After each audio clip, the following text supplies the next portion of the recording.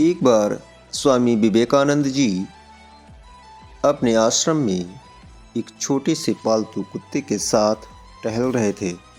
तभी एक युवक उनके आश्रम में आया और उनके चरण स्पर्श करने के बाद कहने लगा, स्वामी जी, मैं अपनी ज़िंदगी से बड़ा परेशान हूँ। मैं प्रतिदिन बहुत परिश्रम करता हूँ, लेकिन आज तक मैं सफलता प्राप्त नहीं कर पाया।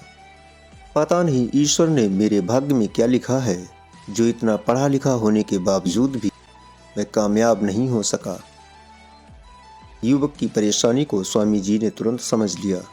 उन्होंने युवक से कहा, भाई, थोड़ा मेरे इस कुत्ते को कहीं दूर तक सैर करा दो, उसके बाद मैं तुम्हारे प्रश्नों का उत्तर दूंगा।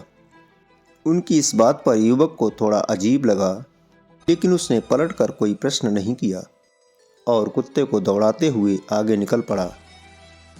कुत्ते को सैर कराने के बाद जब वो युवक आश्रम में पहुंचा, तो स्वामी जी ने देखा कि युवक के चेहरे पर तेज है, लेकिन उनका छोटा कुत्ता थका हुआ था और जोर जोर से हाँफ रहा था।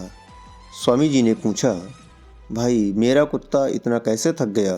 तुम तो बड़े शांत दिख रहे हो, क्या तुम्हें थकावट नहीं हुई? युवक ने कहा, स्वामी जी, मैं धीरे धीरे आराम से चल रहा था, लेकिन कुत्ता अशांत था, सभी जानवरों के पीछे दौड़ता था, इसलिए बहुत थक गया।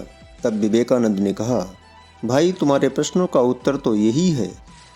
तुम्हारा लक्ष्य तुम्हारे आसपास है, लेकिन तुम मुझसे दूर चलते हो, अन्य लोगों के पीछे दौड़ते रहते हो और तुम जो चाहते हो वो दूर होता जाता है। तुम्हें अपनी क्षमता पहचान कर लक्ष्य पर सारी ऊर्जा केंद्रित कर काम में लग जाना होगा। तुम्हें सफलता अवश्य मिलेगी। युवक स्वामी जी के उत्तर से संतुष्ट था। इस कहानी की सीख यही है कि हम शांत मन से अपने उद्देश्य को ध्यान में रखते हुए अगर प्रयास करते हैं तो निश्चित ही हम अपने कार्य में सफल होते हैं।